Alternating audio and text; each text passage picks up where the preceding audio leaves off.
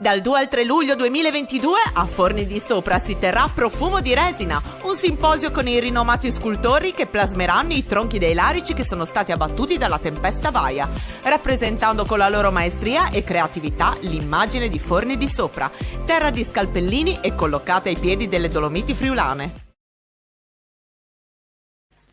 Ben ritrovati gentili amici e amiche alla visione dell'ascolto per quanto riguarda questa edizione live del nostro audio video giornale con il riepilogo delle notizie di cronaca. Partiamo subito con un uomo di 38 anni che si trova ricoverato in ospedale a Udine in gravi condizioni a seguito di un incidente sul lavoro accaduto intorno alle 11:30 di questa mattina a San Giovanni a Natisone in una ditta di arredamento.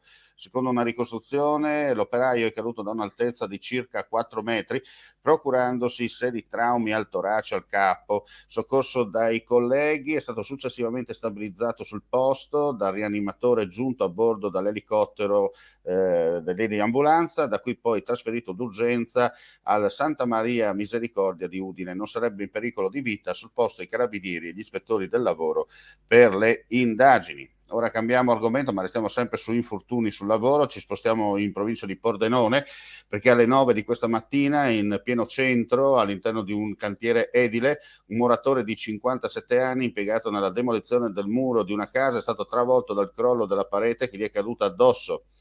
Il muratore ha riportato ferite agli arti inferiori, mobilitati soccorsi per il recupero dell'operatore. I vigili del fuoco sono intervenuti con l'autoscala. Sul posto anche personale sanitario giunto in ambulanza automedica. Dopo essere stato stabilizzato è stato successivamente trasferito al nosocomio del capoluogo del Friuli occidentale in codice giallo, presenti anche gli agenti della questura e gli ispettori del lavoro per accertamenti. Adesso andiamo a vedere i numeri del Covid che ci sono appena aggiunti in redazione. Oggi sono stati riscontrati tra i vari passaggi 1387 nuovi casi e si registra un decesso. 8 sono le persone ricoverate in terapia intensiva, 136 in altri reparti. Vediamo per quanto riguarda la viabilità, ci trasferiamo in alta montagna, stiamo valutando sulla base delle evidenze geologiche che si sono manifestate e che rendono complicato un intervento di ripristino, le soluzioni per poter garantire il passaggio in quota, interrotto da anni, nel vallone di Malborghetto che collega il centro alle Malghe, Cucco e Ciurciule. Lo ha detto a margine del sopralluogo nella zona il vice governatore con delega alla protezione civile del Friuli Venezia Giulia Riccardo Riccardi, accompagnato dal direttore generale della protezione civile Amedeo Aristei, dal sindaco di Malborghetto Valbruna Boris Peschern e parte della giunta comunale. E con questa notizia chiudiamo qui questa edizione del pomeriggio. Ulteriori news come sempre sul nostro sito friulitv.net o sulle nostre pagine social collegate. Grazie per la visione all'ascolto e non resta che augurare a tutti voi un buon proseguimento di giornata.